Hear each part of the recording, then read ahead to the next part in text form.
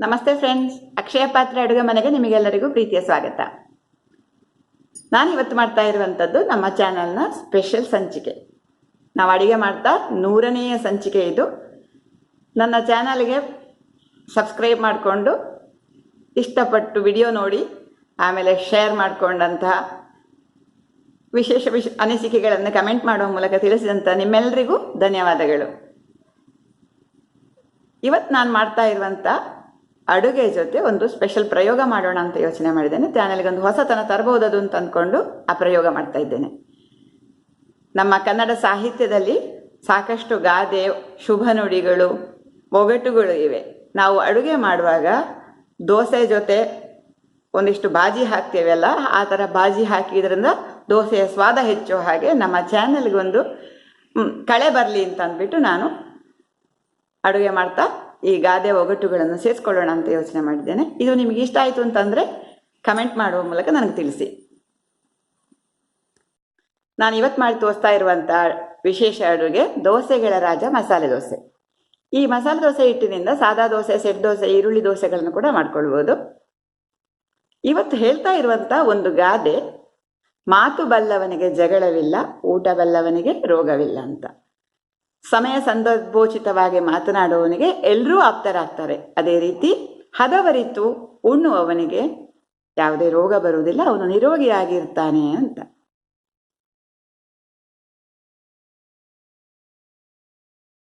ಸ್ನೇಹಿತರೆ, ಮಸಾಲೆ ದೋಸೆ ಹೋಟೆಲ್ನಂತೆ ನಾವು ಮನೆಯಲ್ಲಿ ಮಾಡ್ಕೊಳ್ಬೇಕು ಅಂತಂದ್ರೆ ನಾವು 2 ತರಹದ ಹಿಟ್ಟುಗಳನ್ನು ತಯಾರು ಮಾಡಿಕೊಳ್ಬೇಕಾಗ್ತದೆ. ಒಂದು ಅಕ್ಕಿ ಉದ್ದಿನ ಬೇಳೆಯನ್ನು ನೆನೆಸಿ ಮಾಡುವಂತಹ ಹಿಟ್ಟು, ಇನ್ನೊಂದು ಬೇರೆ ಬೇರೆ ಹುಡಿಗಳನ್ನು ಮಿಶ್ರ ಮಾಡಿ ಅದನ್ನೊಂದು ಹಿಟ್ಟು ತಯಾರು ಮಾಡ್ಕೊಳ್ತೇವೆ. ಅದು ನಾವು ದೋಸೆ ಮಾಡುವ 1 ಗಂಟೆ ಮೊದಲು ಸೇರಿಸ್ಕೊಳ್ಳಿಕ್ಕಿರುವಂಥದ್ದು. ಹಾಗಾಗಿ ಮೊದಲು ನೆನೆಸಿ ರುಬ್ಲಿಕ್ಕೆ ಏನೆಲ್ಲ ಬೇಕು ಅಂತ ತೋರಿಸ್ತಾ ಇದ್ದೇನೆ. ಇದು 5 ಕಪ್ಪು ದೋಸೆ ಅಕ್ಕಿ ಇದೆ, 1 ಕಪ್ಪು ಉದ್ದಿನ ಬೇಳೆ, ಇದರಲ್ಲಿ 1 kg ಆಗುವಷ್ಟು ಅಕ್ಕಿ ಇದೆ, 150 ಗ್ರಾಮ್ಸ್ ಆಗುವಷ್ಟು ಉದ್ದಿನ ಬೇಳೆ ಇದೆ, ಇದು ಒಂದು ಅರ್ಧ ಕಪ್ ಆಗುವಷ್ಟು ಅವಲಕ್ಕಿ, 3 ಟೇಬಲ್ ಸ್ಪೂನ್ ಆಗುವಷ್ಟು ಸಬ್ಬಕ್ಕಿ ಅಥವಾ ಸಾಗು, ಇದು 1.5 ಟೀ ಸ್ಪೂನ್ ಆಗುವಷ್ಟು ಮೆಂತೆ. ಇವುಗಳನ್ನು ಮೊದಲಿಗೆ ನೆನೆಸಬೇಕು. ಈಗ ಅಕ್ಕಿ ಉದ್ದಿನ ಬೇಳೆ ಎಲ್ಲ ಮಿಶ್ರ ಮಾಡಿಕೊಂಡು ಚೆನ್ನಾಗಿ ತೊಳೆದು ಅದನ್ನು ನೆನೆಸಬೇಕು. ಅಕ್ಕಿ, ಉದ್ದಿನ ಬೇಳೆ, ಇದು ಮೆಂತೆ, ಈ 3 ಕೂಡ ಸೇರಿಸ್ಕೊಳ್ತಾ ಇದ್ದೇನೆ. ಇದನ್ನು ಚೆನ್ನಾಗಿ ತೊಳ್ಕೊಳ್ತಾ ಇದ್ದೇನೆ. ಇದನ್ನೊಂದು 3 ಸರ್ತಿ ಚೆನ್ನಾಗಿ ವಾಶ್ ಮಾಡ್ಕೊಳ್ಬೇಕು.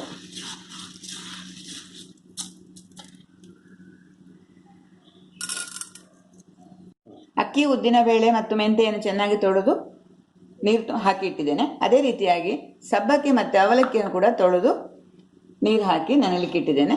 ಇದೆರಡನ್ನು ಕೂಡ ಒಂದು 4 ರಿಂದ 5 ಗಂಟೆ ಚೆನ್ನಾಗಿ ನೆನೆಸಬೇಕು. ಅಕ್ಕಿ ಉದ್ದಿನ ಬೇಳೆ ಮಿಶ್ರಣವನ್ನು 5 ಗಂಟೆ ನೆನೆಸಿದ್ದೇನೆ. ಈಗ ನೀರು ಬಸಿದು ಮತ್ತೆ ಪುನಃ ಚೆನ್ನಾಗಿ 1-2 ಸತಿ ತೊಳ್ಕೊಂಡಿದ್ದೇನೆ. ಇದು ಅವಲಕ್ಕಿ ಮತ್ತೆ ಸಬ್ಬಕ್ಕಿ ಮಿಶ್ರಣ, ಇದು ಕೂಡ ನೆಂದಿದೆ. ಈಗ ನಾವು ಅಕ್ಕಿಯನ್ನು ಮಿಕ್ಸಿ ಜಾರ್ಗೆ ಹಾಕ್ಕೊಂಡು ರುಬ್ತಾ ಇದ್ದೇವೆ. ಅಕ್ಕಿ ಉದ್ದಿನ ಬೇಳೆ ಮಿಶ್ರಣ, ಉದ್ದಿನ ಬೇಳೆ ಮತ್ತು ಮೆಂತೆ ಎಲ್ಲವನ್ನು ಜೊತೆಗೆ ಹಾಕ್ಕೊಳ್ಬೋದು, ಆ ಥರ ಕೂಡ ಒಟ್ಟಿಗೆ ನೆನೆಸಿ ರುಬ್ಬೋದು. ನಾನು ಸಾಮಾನ್ಯವಾಗಿ ಇದೇ ಥರ ರುಬ್ಬಿಕೊಳ್ತೇನೆ. ಸ್ವಲ್ಪ ನೀರು ಹಾಕ್ತೇನೆ, ಸ್ವಲ್ಪವೇ ಹಾಕ್ಕೊಳ್ಬೇಕು, ಒಂದೇ ಸಲಕ್ಕೆ ನೀರು ಹಾಕ್ಕೊಳ್ಳೋದು ಬೇಡ. ಮಿಕ್ಸಿ ಜಾರ್ನ ಬದಲಾಗಿ ಗ್ರೈಂಡರಲ್ಲಿ ರುಬ್ಬಿಕೊಂಡ್ರೆ ಇನ್ನೂ ಚೆನ್ನಾಗಿರ್ತದೆ. ನುಣ್ಣಗೆ ರುಬ್ಬಿಕೊಳ್ಬೋದು. ಈಗ ಇದನ್ನು ನುಣ್ಣಗೆ ರುಬ್ಬಿಕೊಳ್ತಾ ಇದ್ದೇನೆ.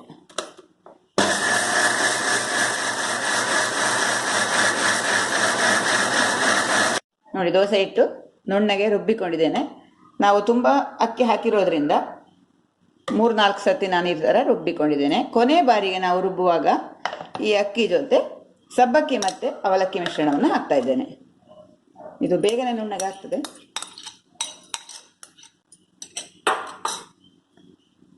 ಈಗ ಇದನ್ನು ರುಬ್ಬಿಕೊಳ್ತೇನೆ.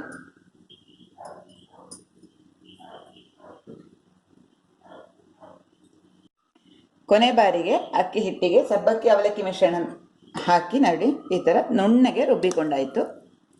ದೋಸೆ ಹಿಟ್ಟು ರೆಡಿ ಆಗ್ತಾ ಇದೆ. ಈಗ ಇದನ್ನು ಚೆನ್ನಾಗಿ ಕಲಕಿ ಕೊಡಬೇಕು. ಇದಕ್ಕೆ ನೀರು ನೋಡಿ, ಎಷ್ಟು ನೀರು ಬೇಕು ಅಂದರೆ ಸ್ವಲ್ಪ ಹಾಕ್ಕೊಳ್ಬೋದು. ಇದಕ್ಕೊಂದು ಸ್ವಲ್ಪ ನೀರು ಬೇಕು ನೋಡಿ. ಈ ಥರ ಸಾಧ್ಯ ಆದಷ್ಟು ನುಣ್ಣಗೆ ರುಬ್ಬಿಕೊಳ್ಬೇಕು.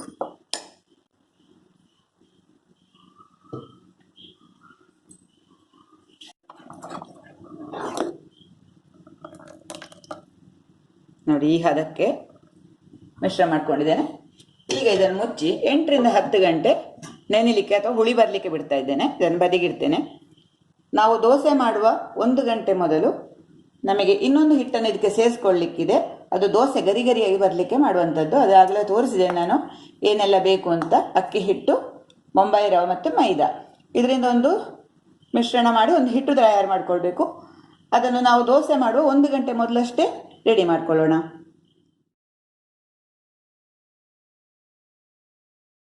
ಮೈಸೂರು ಮಸಾಲೆ ದೋಸೆ ಅಥವಾ ಸ್ಪೆಷಲ್ ಮಸಾಲೆ ದೋಸೆ ಮಾಡುವಾಗ ದೋಸೆ ಮೇಲೆ ಹಚ್ಚಲಿಕ್ಕೆ ಉಪಯೋಗಿಸುವಂಥ ಕೆಂಪು ಚಟ್ನಿ ಮಾಡುವ ವಿಧಾನವನ್ನು ತೋರಿಸ್ತಾ ಇದ್ದೇನೆ. ಅದಕ್ಕೆ ಬೇಕಾದ ಸಾಮಗ್ರಿಗಳು ನೋಡ್ಕೊಳ್ಳಿ. ಇದು ಬ್ಯಾಡಗಿ ಮೆಣಸು ಒಂದು 12 ಇದೆ, ಜೀರಿಗೆ 1.5 ಟೀ ಸ್ಪೂನು, ನೆಲಗಡಲೆ 2 ಟೀ ಸ್ಪೂನ್ ಅಷ್ಟು ಆಗುವಷ್ಟಿದೆ. ಇದು ಬೆಳ್ಳುಳ್ಳಿ ಒಂದು 12 ಎಸಳಿದೆ, ಹುಣಸೆ ಹುಳಿ ಒಂದು ಸ್ವಲ್ಪ, ರುಚಿಗೆ ತಕ್ಕಷ್ಟು ಉಪ್ಪು. ಈಗ ಇದನ್ನು ರುಬ್ಬಬೇಕು. ಎಲ್ಲವನ್ನು ಜೊತೆಗೆ ಸೇರಿಸ್ಕೊಳ್ತಾ ಇದ್ದೇನೆ. ನೋಡಿ, ಜೀರಿಗೆ ಥಿಕ್ನೆಸ್ಸಿಗಾಗಿ ನಾನು ಹಾಕ್ತಾ ಇರುವಂಥದ್ದು. ನೆಲಗಡಲೆ, ಬೆಳ್ಳುಳ್ಳಿ, ರುಚಿಗೆ ತಕ್ಕಷ್ಟು ಉಪ್ಪು ಹಾಕ್ತಾ ಇದ್ದೇನೆ, ನೋಡ್ಕೊಂಡು ಹಾಕಬೇಕು. ಆಮೇಲೆ ಒಂದು ಸ್ವಲ್ಪ ಹುಣಸೆ ಹುಳಿ, ಟ್ಯಾಮರಿನ್, ಅದು ಹಾಕ್ತಾ ಇದ್ದೇನೆ. ಈಗ ಇದಕ್ಕೆ ಎಷ್ಟು ಬೇಕೋ ಅಷ್ಟು ನೀರು ಹಾಕ್ಕೊಂಡು ಇದನ್ನು ಗ್ರೈಂಡ್ ಮಾಡ್ಕೊಳ್ತಾ ಇದ್ದೇನೆ.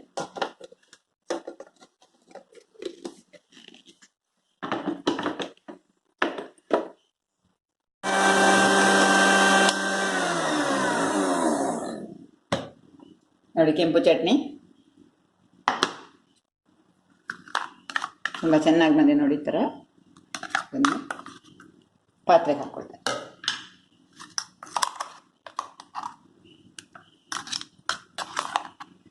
ತುಂಬ ಘಮ ಘಮ ಬರ್ತಾ ಇದೆ ಮಸಾಲೆ.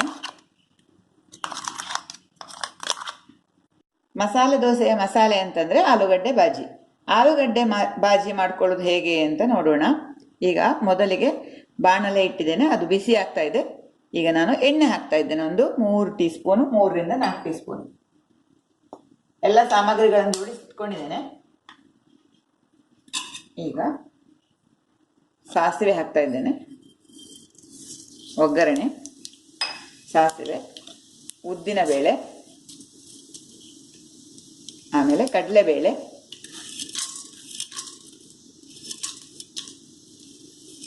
ಆಮೇಲೆ ಜೀರಿಗೆ ಹಾಕ್ತಾ ಇದ್ದೇನೆ,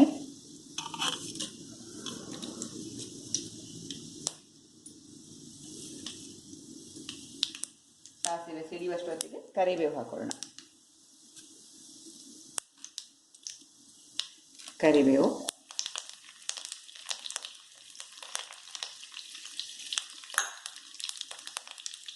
ಇದೊಂದು 4 ರಿಂದ 5 ಹಸಿಮೆಣಸು, ಖಾರಕ್ಕೆ ಎಷ್ಟು ಬೇಕೋ ಅಷ್ಟು ಹಾಕೊಳ್ಳೋಣ. ನಾನೊಂದು 5 ಈರುಳ್ಳಿ, ಮೀಡಿಯಂ ಸೈಜ್ ಈರುಳ್ಳಿ ತಗೊಂಡಿದ್ದೇನೆ, ಅದನ್ನು ಹಾಕ್ತಾ ಇದ್ದೇನೆ. ಉದ್ದುದ್ದಕ್ಕೆ ಇಟ್ಕೊಂಡಿದ್ದೇನೆ. ಈಗ ಈರುಳ್ಳಿಯನ್ನು ಬಾಡಿಸ್ಕೊಳ್ಬೇಕು. ಮುಚ್ಚಿ ಕೂಡ ಬಾಡಿಸ್ಕೊಳ್ಬೋದು.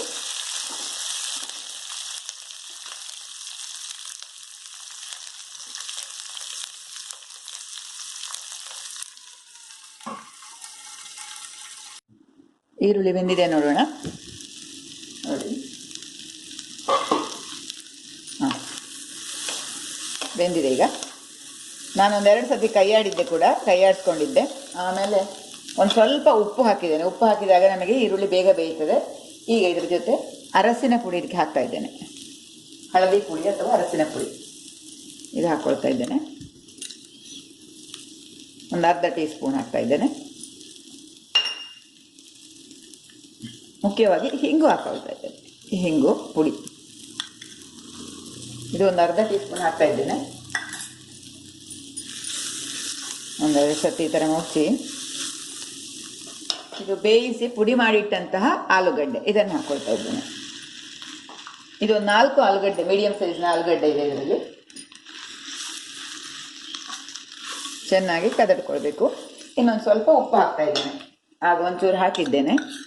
ಈಗ ಇನ್ನೊಮ್ಮೆ ಉಪ್ಪು ಹಾಕ್ತಾ ಇದ್ದೇನೆ. ಇದು ಶುಂಠಿ ಸಣ್ಣದಾಗಿ ಹೆಚ್ಚಿಟ್ಟಿದ್ದೇನೆ, ಅದನ್ನು ಕೂಡ ಹಾಕೊಂಡ್ಬಿಡ್ತೇನೆ. ನಾವು ಆಲೂಗಡ್ಡೆ ತಗೊಳ್ಳುವಾಗ ಸಿಹಿ ಕಡಿಮೆ ಇರುವಂತಹ ಆಲೂಗಡ್ಡೆ ಇದಕ್ಕೆ ಬಳಸಿದರೆ ಒಳ್ಳೆಯದು. ಅದಕ್ಕೆ ನಾವು ಸ್ವಲ್ಪ ನೋಡ್ಕೊಳ್ಳಿಕ್ಕೆ ಹೇಗೆ ಅಂತ ನಾನೊಂದು ಹೇಳ್ತೇನೆ, ಒಂದು ಟಿಪ್ಸು. ಇದು ಆಲೂಗಡ್ಡೆ 2 ಥರದ್ದಿದೆ ಇದರಲ್ಲಿ. ಇದು ರಫ್ ಇರುವಂಥ ಆಲೂಗಡ್ಡೆ ನೋಡಿ, ಈ ಥರ ಇದೆ. ನೋಡ್ಲಿಕ್ಕೆ ಅಷ್ಟು ಚೆನ್ನಾಗಿಲ್ಲ, ಅದು ಈ ಆಲೂಗಡ್ಡೆ ನೋಡ್ಲಿಕ್ಕೆ ಚೆನ್ನಾಗಿದೆ, ಆದರೆ ನೋಡಿ ಒಳಗಡೆ ಹಳದಿ ಬಣ್ಣ ಇರ್ತದೆ, ಆಮೇಲೆ ಇದು ಸಿಹಿ ಇರ್ತದೆ. ಇದು ಈ ಥರದ ಆಲೂಗಡ್ಡೆ ನಾವು ತಗೊಂಡ್ರೆ ಒಳ್ಳೆಯದು. ಇದನ್ನೀಗ ಹೀಗೆ ನೋಡಿ, ಈ ಥರ ಸಿಪ್ಪೆ ತೆಗೆದಾಗ ಇಲ್ಲಿ ಬಿಳಿ ಆಲೂಗಡ್ಡೆ, ಇದು ಸಿಹಿ ಇರುವುದಿಲ್ಲ. ಇಂಥ ಆಲೂಗಡ್ಡೆಯನ್ನು ನಾವು ಇಲ್ಲಿ ಬಳಸ್ಕೊಂಡ್ರೆ ಒಳ್ಳೆಯದು. ಈಗ ಕೆಲವರು ಡ್ರೈ ಆಗಿ ಉಪಯೋಗಿಸ್ತಾರೆ ಈ ಥರ ಬಾಜಿಯನ್ನು, ಕೆಲವರು ಸ್ವಲ್ಪ ನೀರು ಹಾಕ್ಕೊಳ್ತಾರೆ. ಡ್ರೈ ಆಗಿ ಉಪಯೋಗ ಮಾಡೋದಾದ್ರೆ ಈಗ ಒಂದು ಸ್ವಲ್ಪ ಕೊತ್ತಂಬರಿ ಸೊಪ್ಪು ಹಾಕಿದರೆ ಈ ಬಾಜಿ ರೆಡಿ ಆಗ್ತದೆ. ನಾನು ಒಂದು ಸ್ವಲ್ಪ ನೀರು ಹಾಕಿ ಮುಚ್ಚಿ 1-2 ನಿಮಿಷ ಮುಚ್ಚಿ ಬೇಯಿಸ್ಕೊಳ್ತೇನೆ.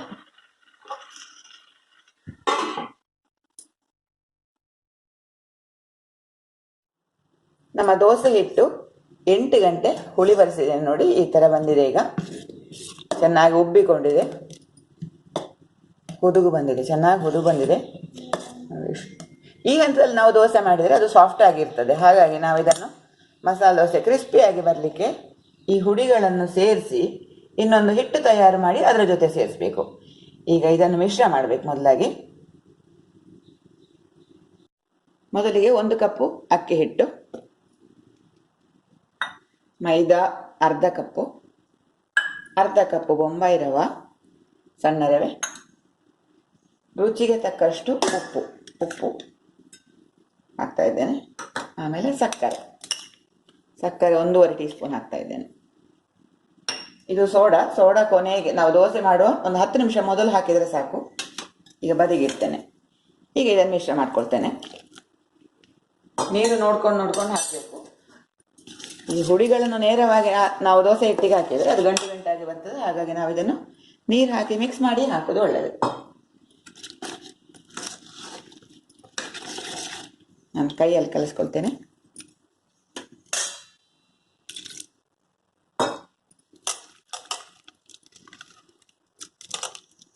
ರವೆ ಮತ್ತು ಅಕ್ಕಿ ಹಿಟ್ಟಿರೋದ್ರಿಂದ ದೋಸೆ ತುಂಬ ಗರಿಯಾಗಿ ಬರಲಿಕ್ಕೆ ಸಹಾಯ ಮಾಡ್ತದೆ. ಈ ಥರ ದಪ್ಪ ಹಿಟ್ಟೆ ಮಾಡಿಕೊಂಡೆ. ಈಗ ನಾವು ಮಾಡಿಟ್ಟಂತಹ ಉದ್ದು ಅಕ್ಕಿ ಮಿಶ್ರಣಕ್ಕೆ ಬೆರೆಸ್ತೇವೆ. ಈ ಥರ ಬೆರೆಸ್ಕೊಳ್ಬೇಕು.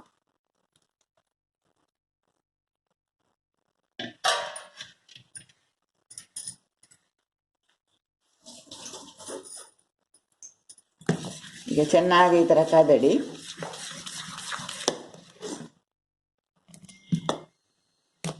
ಇದನ್ನೊಂದು ಅರ್ಧ ಗಂಟೆಯಿಂದ 1 ಗಂಟೆ ತನಕ ಹೀಗೆ ಬಿಡಬೇಕು. ಆಮೇಲೆ ಸೋಡಾ ಹಾಕಿ ಮಸಾಲೆ ದೋಸೆ ಮಾಡಿದರೆ ಆಯಿತು. ದೋಸೆ ಹಿಟ್ಟು ಪೂರ್ತಿಯಾಗಿ ರೆಡಿ ಆಯಿತು. ನಾನು ಮೈದಾ ರವೆ ಮಿಶ್ರ ಮಾಡಿದಂತಹ ಹಿಟ್ಟನ್ನು ಸೇರಿಸಿ 1 ಗಂಟೆ ಆಯಿತು. ಈಗ ಒಂದು 10 ನಿಮಿಷದ ಮೊದಲು ಒಂದು ಸ್ವಲ್ಪ ಸೋಡಾ ಹಾಕಿ ಬೆರೆಸಿ ಕಲಸಿಟ್ಕೊಂಡಿದ್ದೆ. ನಾನು ದೋಸೆ ಹಿಟ್ಟಲ್ಲಿ ಅರ್ಧ ಭಾಗ ತೆಗೆದು ಫ್ರಿಜ್ಜಲ್ಲಿ ಇಟ್ಟಿದ್ದೇನೆ. ಫ್ರಿಜ್ಜಲ್ಲಿ ಇಡುವಾಗ ಸೋಡಾ ಹಾಕುವ ಮೊದಲೇ ಫ್ರಿಜ್ಜಲ್ಲಿ ಇಟ್ಕೊಳ್ಬೇಕು. ಈಗ ಕಾವಲಿಗೆ ರೆಡಿಯಾಗಿದೆ. ದೋಸೆ ಮಾಡ್ಕೊಳ್ತೇನೆ.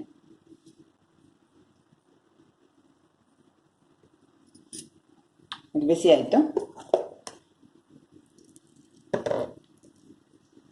ತೆಳು ದೋಸೆ ಮಾಡ್ಕೊಳ್ಳೋರು ತೆಳುವಾಗಿ ಮಾಡ್ಕೊಳ್ಬೋದು. ಸ್ವಲ್ಪ ಮೀಡಿಯಮ್ ದಪ್ಪನ ಮಾಡ್ಕೊಳ್ತಾ ಇದ್ದೇನೆ. ಇದು ನಾನಿವತ್ತು ಮೈಸೂರು ಮಸಾಲೆ ಸ್ಪೆಷಲ್ ಮಸಾಲೆ ಮಾಡ್ತಾ ಇದ್ದೇನೆ. ಈಗ ಇದಕ್ಕೆ ಒಂದು ಸ್ವಲ್ಪ ತುಪ್ಪ ಹಾಕ್ಕೊಳ್ತೇನೆ. ಎಣ್ಣೆ, ತುಪ್ಪ, ಬೆಣ್ಣೆ ಯಾವುದು ಹಾಕೋದಾದ್ರೂ ಸಹ ದೋಸೆ ಮಾಡಿದ ತಕ್ಷಣ ಹಾಕ್ಕೊಳ್ಬೇಕು. ಒಂದು ಸ್ವಲ್ಪ ಹೊತ್ತು ಮುಚ್ಚಿಡ್ತೇನೆ. ಮುಚ್ಚಳ ತೆಗಿತಾ ಇದ್ದೇನೆ. ಈಗ ಸ್ವಲ್ಪ ಕೆಂಪಾಗಲಿಕ್ಕೆ ಶುರುವಾದ ತಕ್ಷಣ ನಾವು ಮಾಡಿಟ್ಟಂಥ ಮೈಸೂರು ಮಸಾಲೆಯ ಚಟ್ನಿ ಅದನ್ನು ಹಚ್ಕೊಳ್ಬೇಕು. ಖಾರ ಇರ್ತದೆ, ನೋಡಿಕೊಂಡು ಹಚ್ಚಬೇಕು. ಕೈಯಲ್ಲಿ ಕೂಡ ಈ ಥರ ಹಚ್ಕೊಳ್ಬೋದು.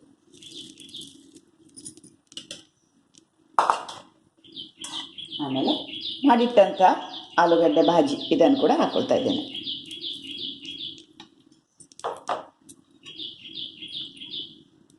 ಇದೀಗ ರೋಸ್ಟ್ ಆಗಬೇಕು. ಅಲ್ಲಿ ತನಕ ಸ್ವಲ್ಪ ಹೊತ್ತು ನಾವು ಕಾಯಬೇಕು. ಈಗ ಮೀಡಿಯಂ ಫ್ಲೇಮಲ್ಲಿ ಇದೆ ನೋಡಿ. ಬದಿಯೆಲ್ಲ ಗರಿ ಗರಿಯಾಗಿ ಬಂದ ತಕ್ಷಣ ತೆಗೆದ್ರೆ ಆಯಿತು.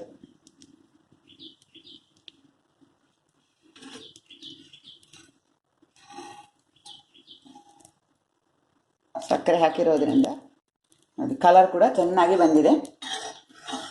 ನಮ್ಮ ಮಸಾಲೆ ದೋಸೆ ರೆಡಿ. ಇನ್ನೊಂದು ತೆಳುವಾದಂತಹ ಸಾದಾ ಮಸಾಲೆ ಮಾಡ್ತಾ ಇದ್ದೇನೆ. ಇದಕ್ಕೆ ನಾನು ಸ್ವಲ್ಪ ಬೆಣ್ಣೆ ಹಾಕ್ಕೊಳ್ತಿದ್ದೇನೆ. ತುಪ್ಪ, ಎಣ್ಣೆ, ಬೆಣ್ಣೆ ಯಾವ್ದು ಬೇಕಾದರೂ ಬಳಸ್ಕೊಳ್ಬೋದು. ಸ್ವಲ್ಪ ಕೆಂಪು ಬಂದ ತಕ್ಷಣ ಭಾಜಿ ಹಾಕ್ಕೊಳ್ತಾ ಇದ್ದೇನೆ. ಇದು ಮಾತ್ರ ಲೋ ಫ್ಲೇಮಲ್ಲೇ ಮಾಡಬೇಕು, ಇದು ಕ್ರಿಸ್ಪ್ ಬರಲಿಕ್ಕೆ. ಜಾಸ್ತಿ ಉರಿ ಇದ್ದರೆ ನಾವು ಸಕ್ಕರೆ ಹಾಕಿರೋದ್ರಿಂದ ಕೆಂಪಾಗಿಬಿಡ್ತದೆ, ಹಾಗಾಗಿ ನೋಡಿಕೊಂಡು ಮಾಡಬೇಕು. ಬದಿಯೆಲ್ಲ ಬಿಡ್ತಾ ಬಂತು ನೋಡಿ ಅದರಷ್ಟಕ್ಕೆ. ಈಗ ಸ್ವಲ್ಪ ಬೆಂಕಿ ಜಾಸ್ತಿ ಮಾಡಿದ್ದೇನೆ. ಗರಿ ಗರಿಯಾದಂಥ ಮಸಾಲೆ ದೋಸೆ ರೆಡಿ.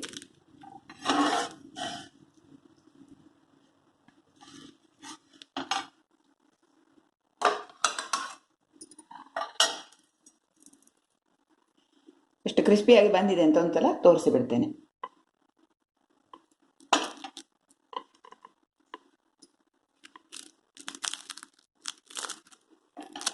ತುಂಬ ಗರಿ ಗರಿಯಾಗಿ ಬಂದಿದೆ ನೋಡಿ.